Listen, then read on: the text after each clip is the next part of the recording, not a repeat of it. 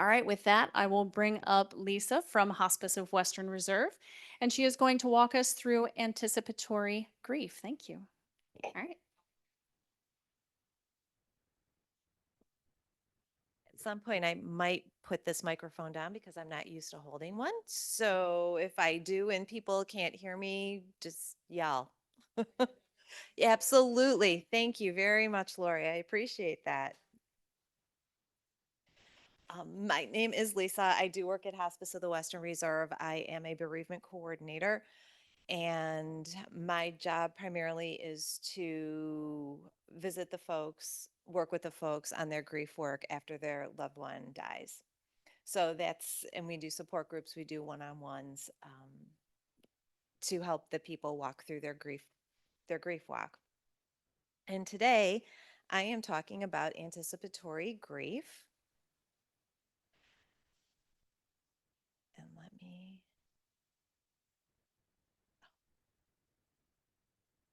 there we go. Okay. So, what is grief? Grief is a normal, natural response to a loss. Um, it is a healing process and it's an internal process expressed, experienced differently throughout throughout your whole journey when you're grieving. It is a process. That's what I tell people. It's not an event.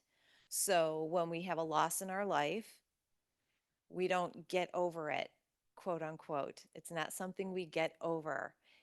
We learn to live with this loss, and everybody does it individually.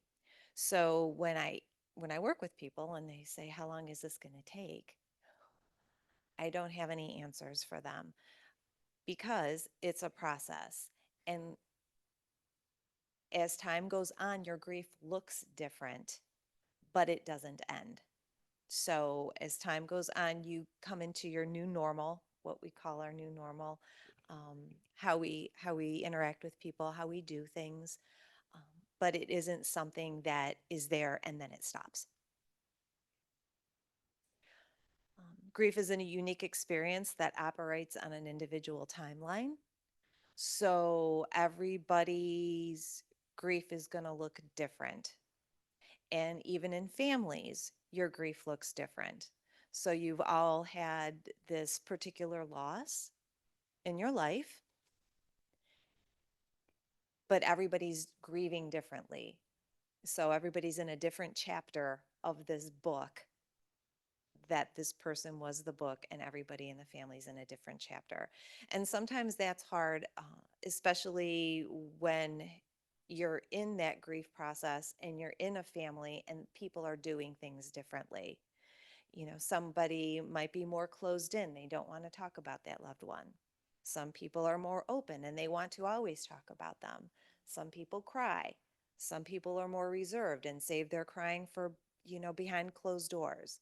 So everybody's grieving this loss, but everybody a lot of times does it differently, and that's hard when you're in a family and you're working with a family to see all of that happening.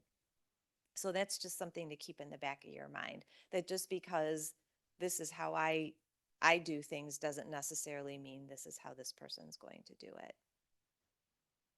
I always I always tell people that the grieving people that I work with, like if we, stood on Maslin Road and stopped every car, everybody would give you different advice as to what to do. But you have to figure out the advice that you need to give to yourself to help you make you move forward through that process. Um, and grief is a blend of physical, emotional, behavioral, and intellectual reactions. So it encompasses all of our being, all of our circles when we're going through that. Um, sometimes we know that in our head, but our heart's telling us something else. So we kind of struggle with trying to work on all those pieces when we're grieving. But it is on multiple levels in multiple areas of your life.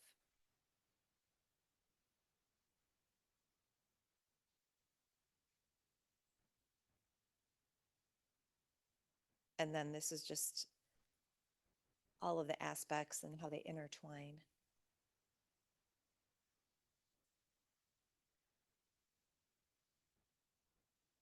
And just on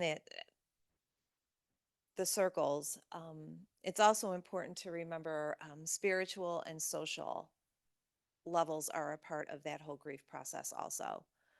Um, you know, it, it just doesn't, it's just not our inside, but it can affect our outside too. How people interact with us, how people include us.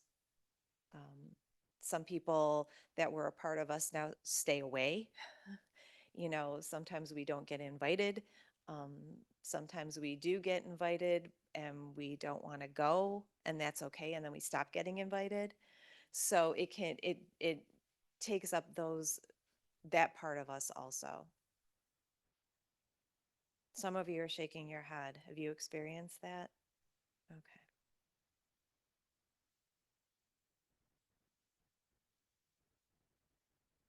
So then we're going to get into anticipatory grief. And the definition of anticipatory grief is the form of grief that occurs when confronted with a chronic or life-threatening illness or the anticipation of the death of a loved one or oneself. So that is the definition of anticipatory grief. Um, and it starts when that life-threatening illness begins.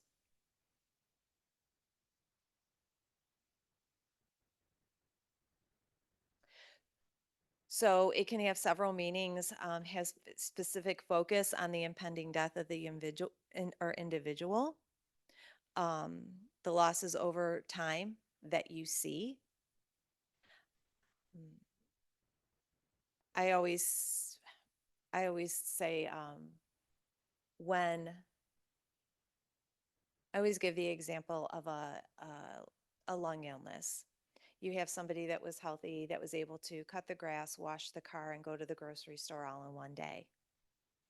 And they get diagnosed with an illness, and everything's okay for a little bit. And then all of a sudden, they can only cut the grass and wash the car in the day. The grocery store has to wait till the next day. So there's a loss of not being able to do what you've normally done in your frame time. So, and then as time goes on, you can only cut the grass on one day. You have to wash the car the next day and then go to the grocery store the next day. So you're grieving the losses that you were able to do, but also the people around you are seeing those changes. Um, they may not necessarily be related to a terminal diagnosis, um, can be a chronic illness, but still there's going to be losses with that chronic illness over time, and may have a specific focus, impending death, and be more inclusive of secondary losses.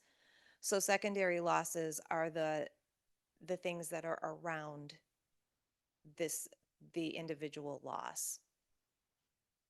It can be, again, secondary losses can be financial. You know, money's not coming in anymore. That person could no longer work, so there's a loss of income. It can be loss of social gatherings. You know, if you were a couple, if you that the one individual can't go on anymore, you're no longer a couple. So what does that mean?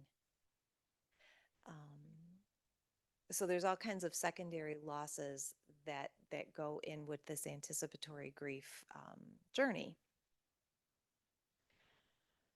So and with anticipatory grief, illnesses like dementia, where the person has the disease and their families are experiencing the losses over a period of time. So that can go by little increments also, just to give an example. Um,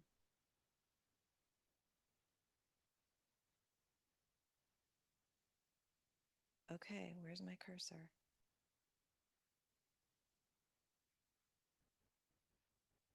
Oh my goodness. I lost him. Do you see him? Why can't I see him? You can see him jumping around. I'm trying to find him. It's hilarious. I'm like, where am I? If need be, this is also a touch screen. Okay. Magic technology. Okay. Thank you. So, what anticipatory grief is not, it is not a device for completing the task of grief prior to the death of the individual.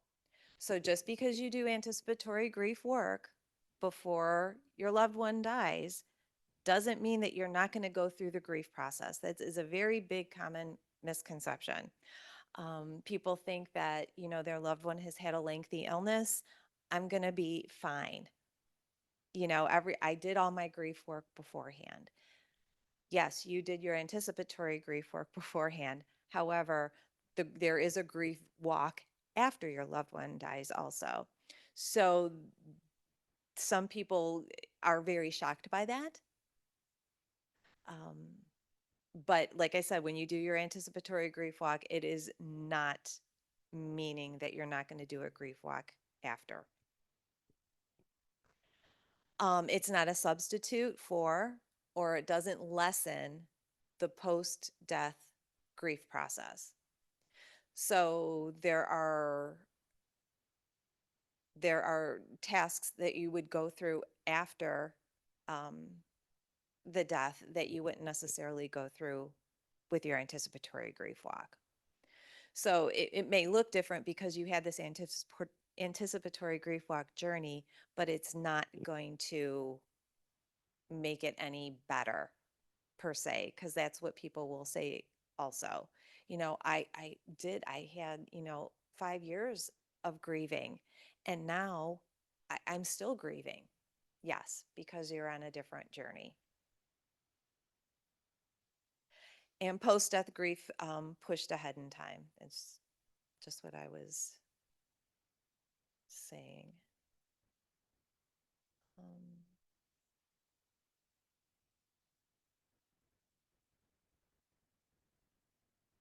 okay. Non-death losses. Some significant non-death losses. You can have anticipatory grief work also. Um, Upon the news of the event and preparation, a divorce, a move, um, a significant other life change, um, two things coming together, two big life events coming together, you'll do a lot of anticipatory grief work working up to them. Sometimes we don't know that we're doing that, but then when those events are done, we feel like, oh my gosh, I did a lot of work. So that those things also incorporate into the anticipatory grief world.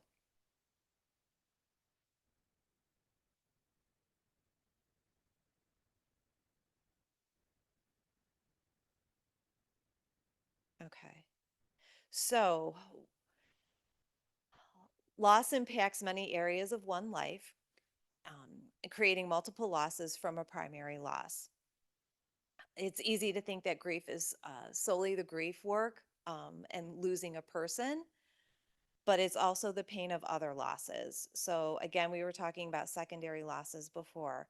So these secondary losses are not, they're not second, but they're a result of this primary loss that's going to happen, that is happening in front of us. And I'm going to,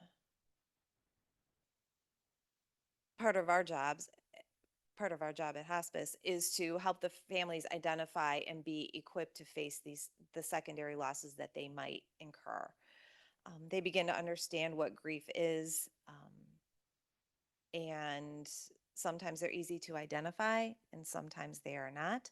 Just like I said, the loss of income, sometimes the loss of a home, um, financial security, sometimes people lose their business. So those types of things we wouldn't necessarily know, but we learn about them and then we have to work with them. Loss of identity is a big one. So Who am I now if I am not a spouse, if I am not a daughter, if I am not a caregiver, if I am not, who am I? Trying to redefine ourselves.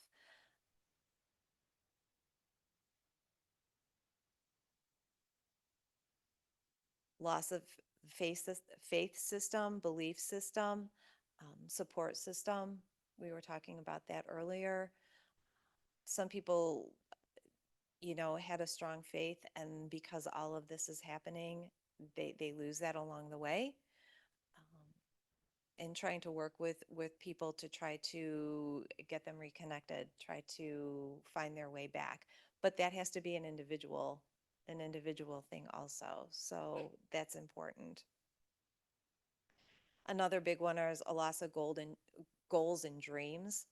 We thought we were going to do this, but now this has happened. We had plans to do this, but now we cannot. A lot of that's tied into financial stuff also, because we're not able to afford to be able to do that. But other things have been, you had planned to do it and you just can't anymore. So that's a loss. That's a secondary loss. Loss of people we had spoken about, and sometimes in the loss of people, you find new people that are a support that you didn't think were going to be there for you. That happens also. Some of you may have experienced that. Some people go away and some people come in that you weren't expecting.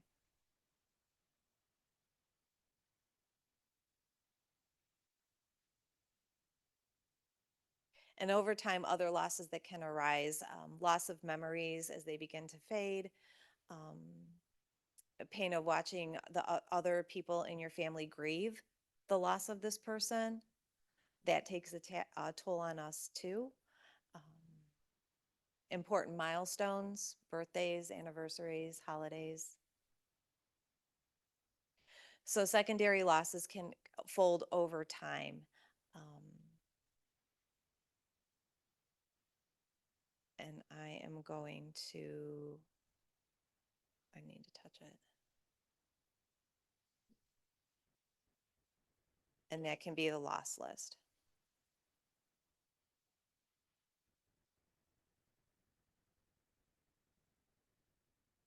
And as you can see on that loss list, there's a lot of losses in there that you would never even think about.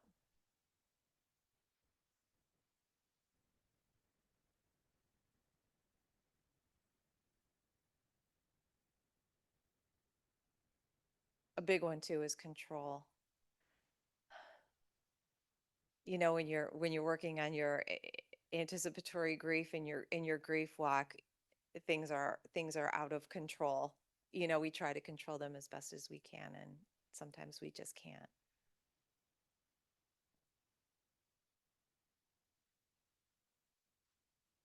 So I thought I was prepared. So with anticipatory grief walk, you thought you were prepared. But are we ever really prepared? It's still a shock at that last moment, um, when someone takes their last breath. It's still a shock. No matter how long your loved one had been dealing with this illness, it's still a shock when it happens. And grief is truly unlike anything else, and it's different with each experience of your loss. So every loss that you've had, it's going to look different. It's going to be unique. Um, if you walked the grief walk before, it looked like this. Your next grief walk, it might look totally different. So that's important. In anticipatory grief, that's important to remember too, because it's not going to always look the same. And we can't predict what's going to happen and how we're going to react until it happens. We may think we know how we might react to things, but we don't actually know until it happens. I always tell people our heart and our head don't match up. We can think, about it, but our heart's telling us something else. They get real close sometimes, but then they kind of fling away.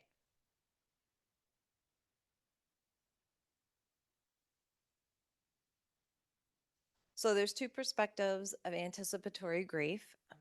The perspective of the dying and the ill individual, and then also the perspective of everybody else and everybody connected to that person. It's kind of like I look at it as a bus. The person with the illness is driving the bus, and everybody else is a passenger on the bus. Um,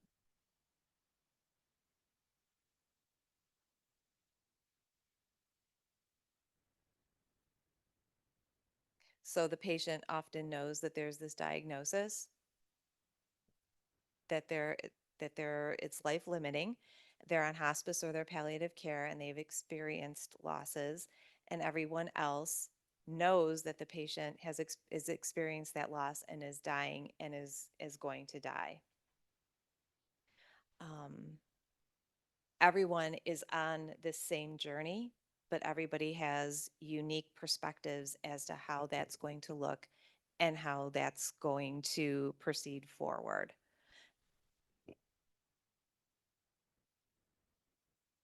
I like the bus metaphor. I can because you can see it and you can actually see that in your head. And like I said, everybody, the driver of the bus is the ill individual, and we're kind of all along for the ride.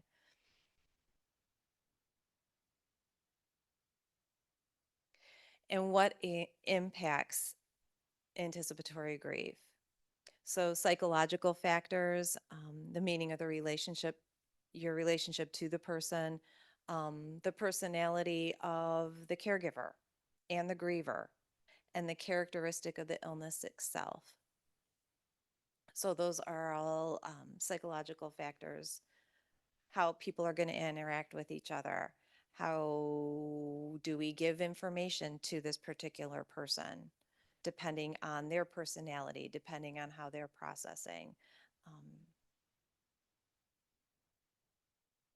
and social factors include the dying individual's knowledge and response to the illness, the family dynamics and responses to the illness and impending death, and general socioeconomical and environmental factors. So everybody is everybody's walking this line of how everybody's interacting with each other. And depending on the day, it might be a little better than others. If the patient is having a better day with their illness, the interactions are going to look different from everybody. If the patient's having a bad day with their illness, your interactions are going to look different. People might be shorter, people might be crabbier, people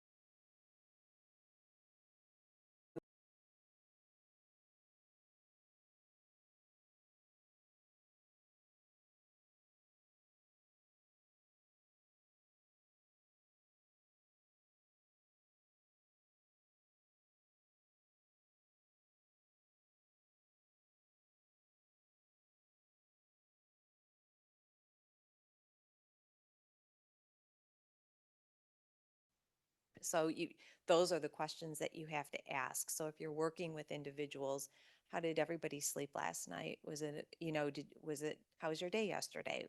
Was it an okay day, or was it more challenging because of what was happening? And one major variable affecting anticipatory grief is meaning and purpose. This is unique to the individual and can include skills, intellect, work, volunteer experience, and faith. So it's the list of what gives a person meaning.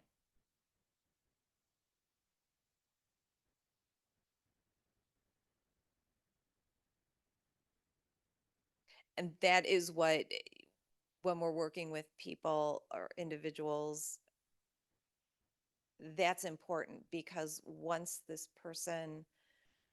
their loved one dies, what gives them meaning? And if you've been a caregiver for a very long time, that's a really hard question to answer. If you what Because right now you're in the depths of this, so just trying to little by little explore. Part of that anticipatory grief walk is trying to explore where that energy can go potentially after. What did you like to do before you were a full-time caregiver? Those types of things, just to try to get people thinking about that.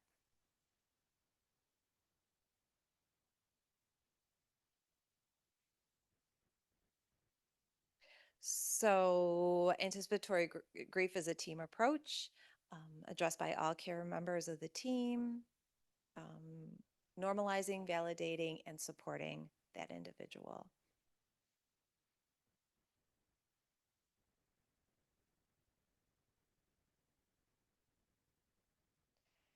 And ways to support, to educate and validate. So, you're identifying the losses that you're seeing. So, when you're working with a family, you're watching and you're seeing what kind of losses might and are occurring. Adjusting to this new environment, especially if it's a lengthy illness. Every step that the patient has that's a little bit of a decline, everybody kind of adjusts to it. And that little period takes a little bit of a time sometimes. So just supporting that, I'm seeing that this is happening now. How is that for you? Identify useful coping strategies, making lists. I'm a list person. Make lists. What coping strategies are working for you? What have worked in the past? Can that work for me now? It may not. It may. You have, try to give it a shot. I have one woman that I worked with. She she wasn't artsy at all. Um, and she decided to buy coloring books and crayons. That's what she did. She colored. That was her anticipatory grief walk with her mother, was I'm just going to get my coloring book out and color. And that just got some of this gook out, so she was able to get up the next day and carry on her tasks. So it can be, it can be just walking around the block 2 times or doing jumping jacks, but something to help you have a good coping strategy, and making those lists and then checking, I tried that. That didn't work for me, but I tried this. So just unique things that people would never think about. And that's helpful for others to hear those things. A lot of people will go to caregiving groups and things like that, and they get these little tidbits of stuff, and the tidbits are what is important, I think. Anticipating the speed of change, that's hard because everybody's different with their illness. So if your neighbor had the same illness, you can't predict you remember how fast that went, but it might not look like that for you. So that's a hard thing also. But hopefully you have a team with you that are seeing different changes, a medical team seeing different changes that you might not see, that might be able to help you. And then adapting to the changes and knowing what to expect does reduce fear and anxiety. That's with anything in our life, not just an illness, but anything. Sometimes it's hard because you can't predict it, and then you're trying to play catch up with it, and that's difficult. Mm, but just knowing, if you have a good team around you and knowing what to expect, sometimes just lessens that a little bit.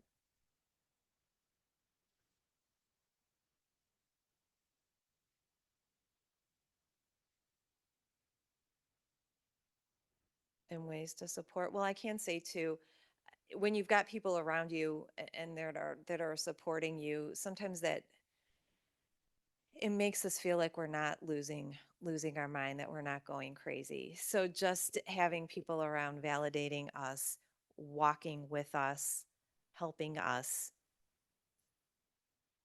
does help us make it seem like, okay, I'm okay.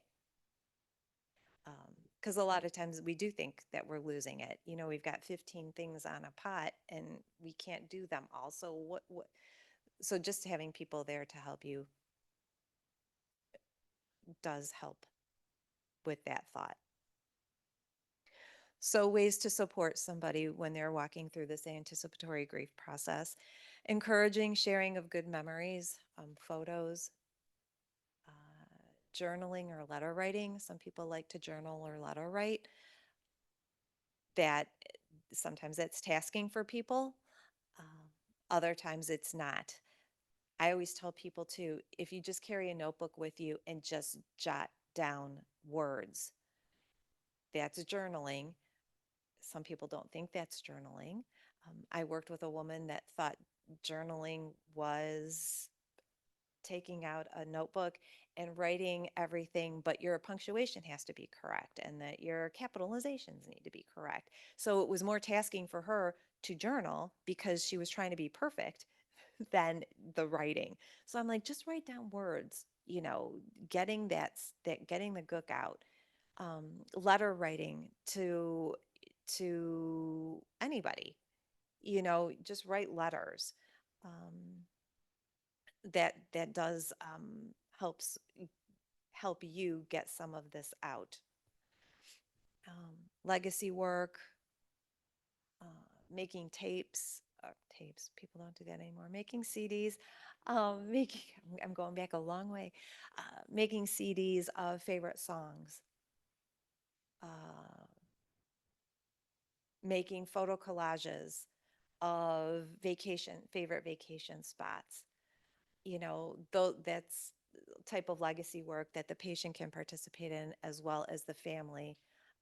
So the family has that and they have the stories behind those pictures, those songs. Making new memories when appropriate. If there's something special coming up that you know you can do with the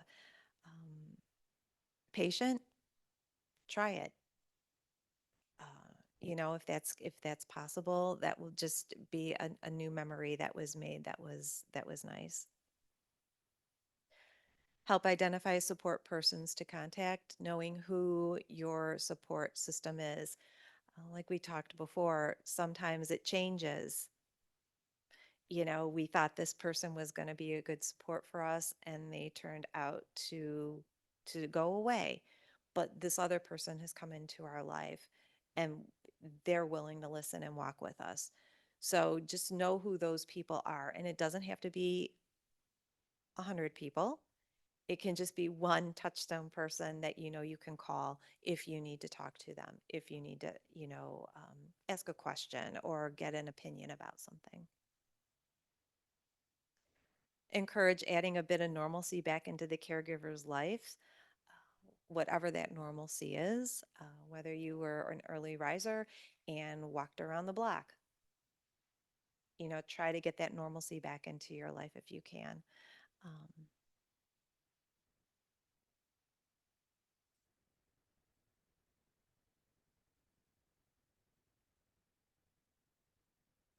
and again, what anticipatory grief is not, um, it's not fixable. We can't fix it. It's not a substitute, as we talked about before, for your grief work after the loss of the loved one. It is not emotional health issues. Anticipatory grief isn't depression, anxiety, or personality disorder. Those are separate. Um, it's not long-standing complicated family dynamics. And it is not caregiver stress.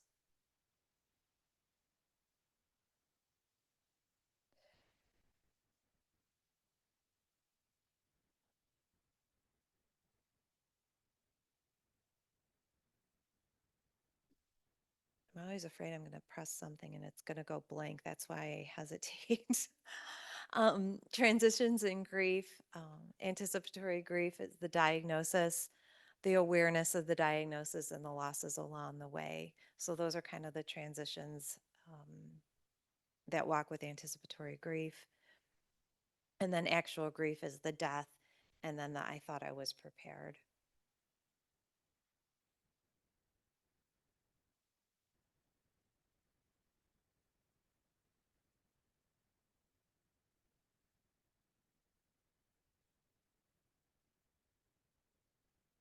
And transitions into care, um, transitions into actual grief, the need for validating and normalizing. That is important, especially when we're working with caregivers. If you are a caregiver, to have somebody be able to say, yes, that is a common reaction. Sometimes that is all we need. Yes, that is a common feeling. Uh, Often we hear people say, this isn't not what I thought it would be like. And sometimes it's because of what we read. Sometimes it's because of what we hear other people's stories are. So, but we talked about before, everybody's journey is different. Um, it's impossible to it's impossible to envision a life without this person when you're walking through that journey.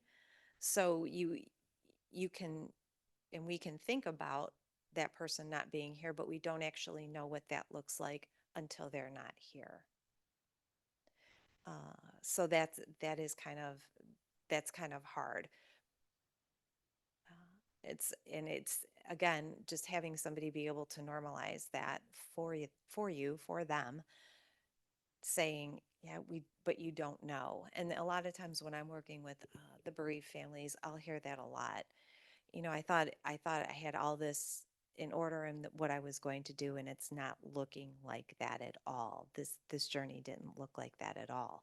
And I said that's the hard part, because you think you have it played out and it doesn't necessarily walk like that.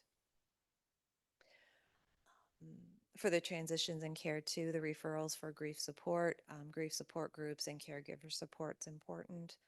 Sometimes people don't even, if they go to a support group, they don't even say anything. If you are caregivers and you go to a support group, that you might have experienced that they won't, some people go and they don't say anything. And that's okay, because if you keep going back, you're getting some information that you can use. That's hard for people in a group that like to talk because they want everybody included, they want everybody to participate. But sometimes us as caregivers, we just want to go and we want to be. As a facilitator, that's hard too, because we want to include everybody in a group. But again, sometimes it doesn't work like that. Sometimes people just need to come, be with other people that are caregivers, be with other people that are grieving the loss of a loved one, and just sit there and be and get the information.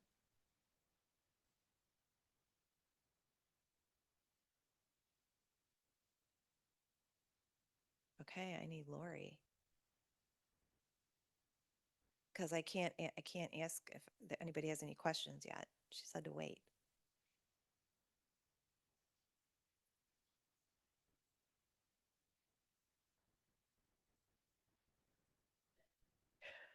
Did you hear me say your name?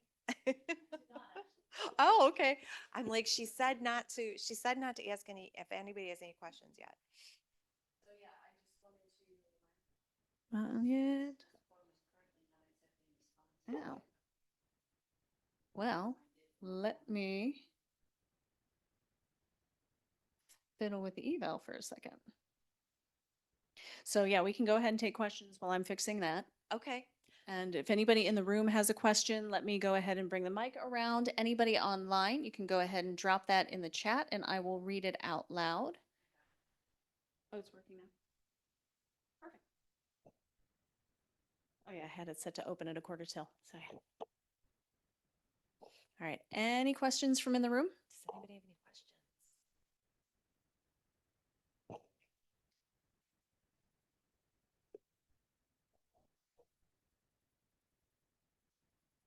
Um, it may be my, well, it is my aging brain that is raising this question. I remember the first television set I ever saw, which had a circular screen about 6 inches in size. And electronic screens and that seem a little larger now, and maybe people are engaged a bit more in your discussion and presentation about secondary time and that.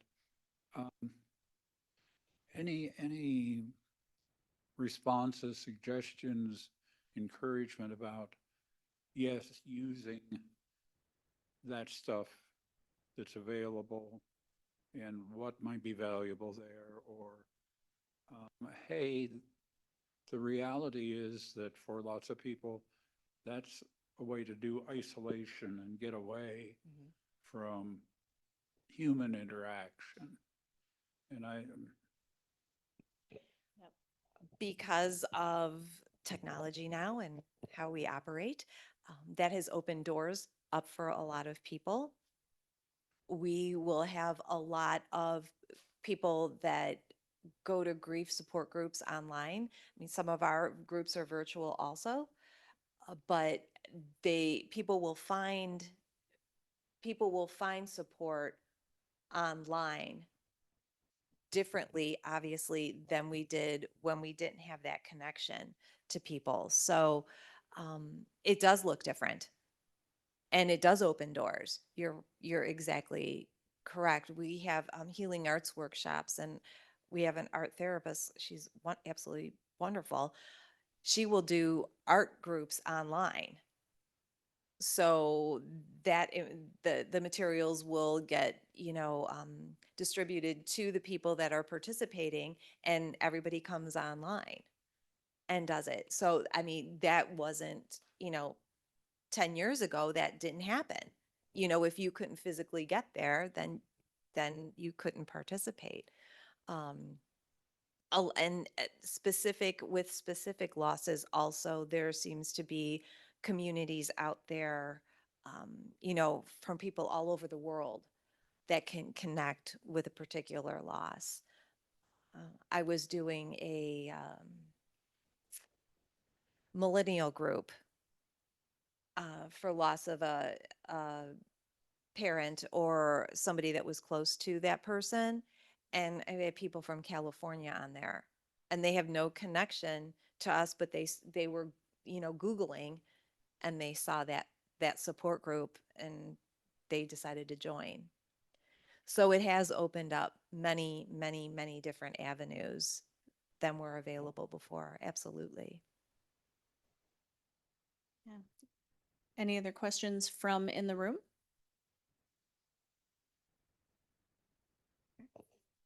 Yeah, okay. I just wanted to, how you talked about people grieve differently for different things.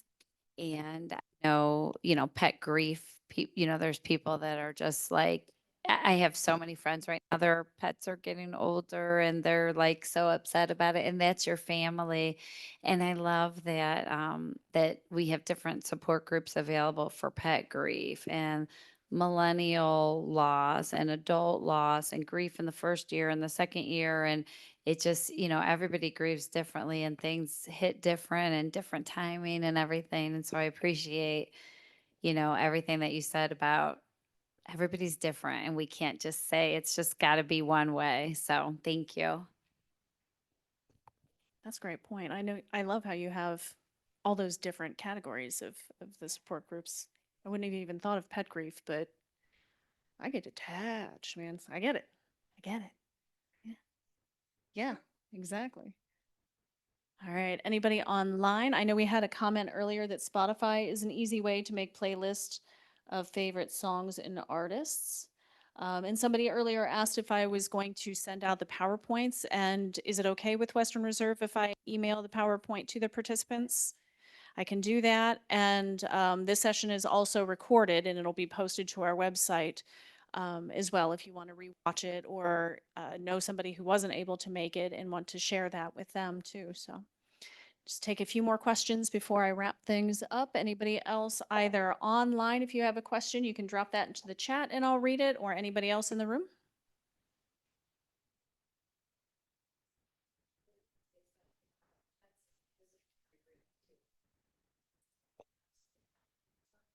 But pets go through a grief process also.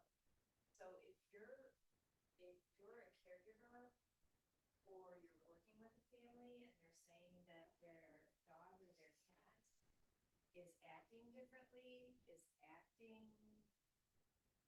not themselves, they're sticking close to you when they weren't necessarily a stick close animal, they're feeling, if the patient's still alive, they're feeling the changes, but also after the person, their loved one dies, they're transitioning too.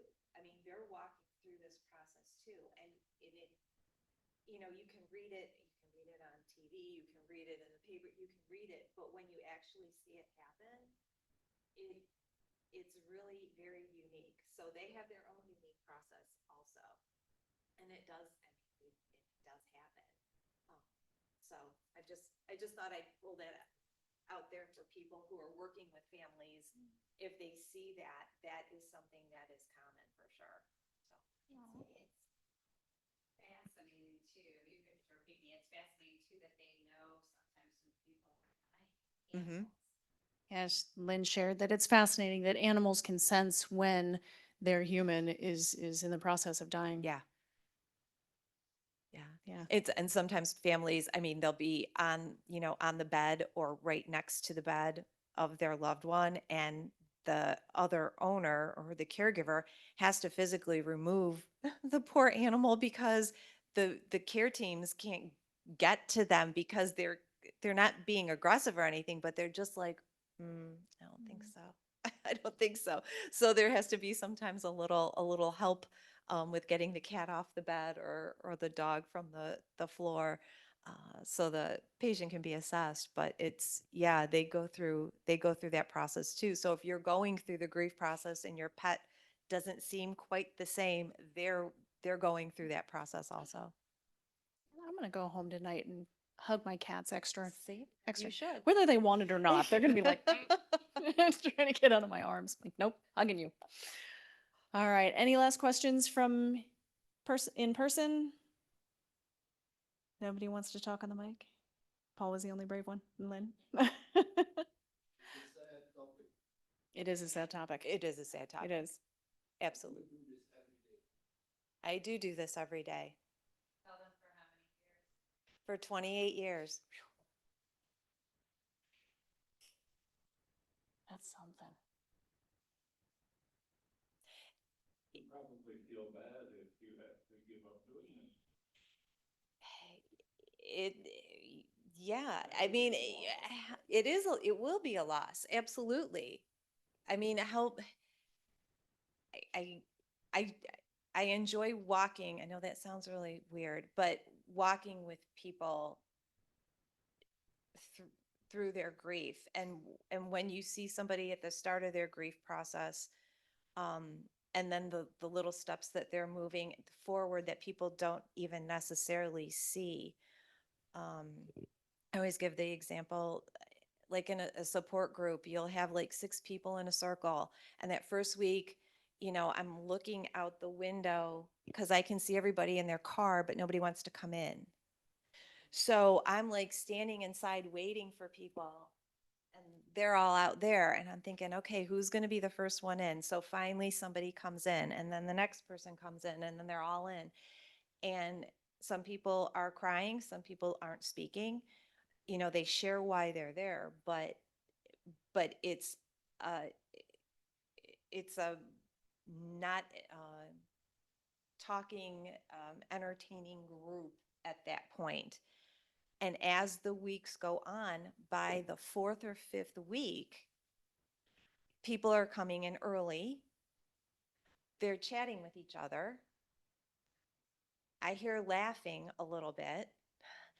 And so to be able to see that movement forward and to be able to tell them, hey, remember 2 weeks ago when you were in the parking lot and everybody was staring at the building, but now everybody's coming in and they're talking and they're interacting and I hear some laughing.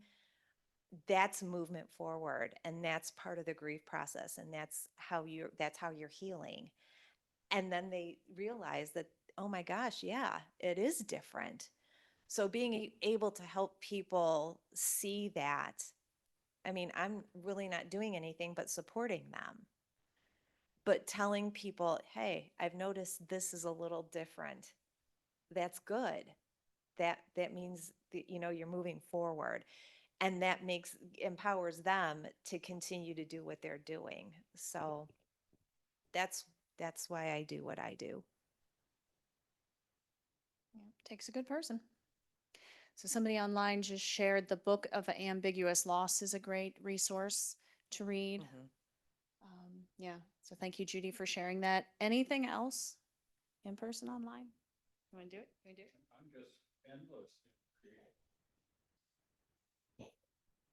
As you were talking and I was thinking about your 28 years of working this, I thought, do you in your life and all that make any use of comedy as a way of coping or dealing? And does comedy as one of the human behaviors, and is that just something objectionable that shouldn't be around, or any reflections on that? On the use of comedy for the grief process, some people do use comedy for the grief process. I mean, all the time. I mean, whether that's interacting with people and they're the jokester or they're watching something on TV, to uplift them when they're not feeling so uplifted. Absolutely. Absolutely. And it doesn't even have to be just to move their spirits up. It doesn't have to be something that's huge, but absolutely people use comedy all the time. Yeah. And you know what? I'm going to do a shameless plug. Thank you for bringing that up. And Teresa, if you're still online, um, you might need to remind me of the organizations that's doing this, but August 14th, we are doing our annual seminar symposium, Caregiver Connection. And one of the presenters is called, is it Laughter on Call, Teresa? Yes. But they are going to talk about exactly that. Is it Laughter on Call? Are you familiar with them? No.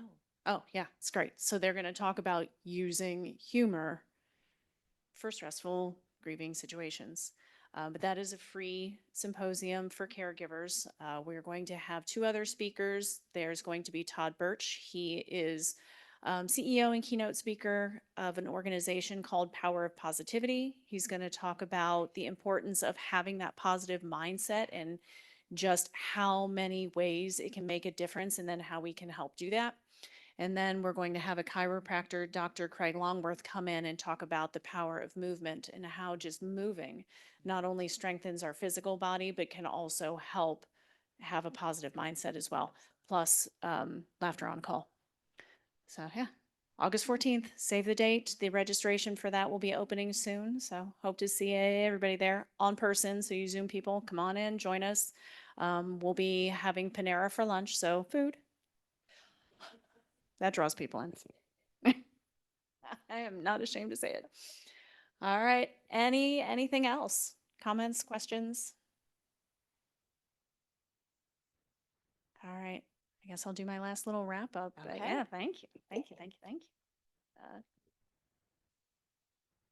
So the last thing that I want to share is I mentioned very quickly that all of these Noontime Knowledge sessions are recorded and posted to our website. And you can see the address up there is www.dhad.org. When you go to our website, that's what you'll see. To get to our recordings, you'll go to that little circle that says I'm a caregiver. It's got the red arrow pointing to it now. So you'll click that. And when you get there, this is the I'm a Caregiver page, or you can just go directly to that link that you see up there, the dhad.org/I'm a Caregiver. We have some information about our own family caregiver program. We also have support groups both in person and online. But this is the section that talks about these events right here, these Caregiver Noontime Knowledge series. So you can see the upcoming schedule and register for them, see if they offer CEUs, if that's something you are looking for.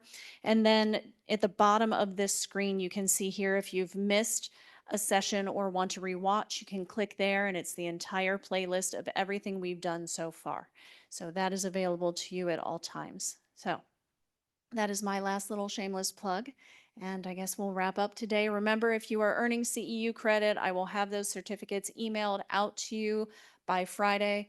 Nurses and counselors self-report to your boards, and Hospice of Western Reserve will take care of it for social workers. All right. Yeah. Teresa says scroll down on this I'm a Caregiver page to see information about the caregiver support groups that Direction Home offers. And again, there's a schedule both in person and virtual. So yeah, wherever you can join, whether it's us, whether it's Hospice of Western Reserve, whether it's all of them all together, all at once, do it. Yeah, all the resources and support you can get, do it. Great things. So thank you, everybody. Appreciate you being here.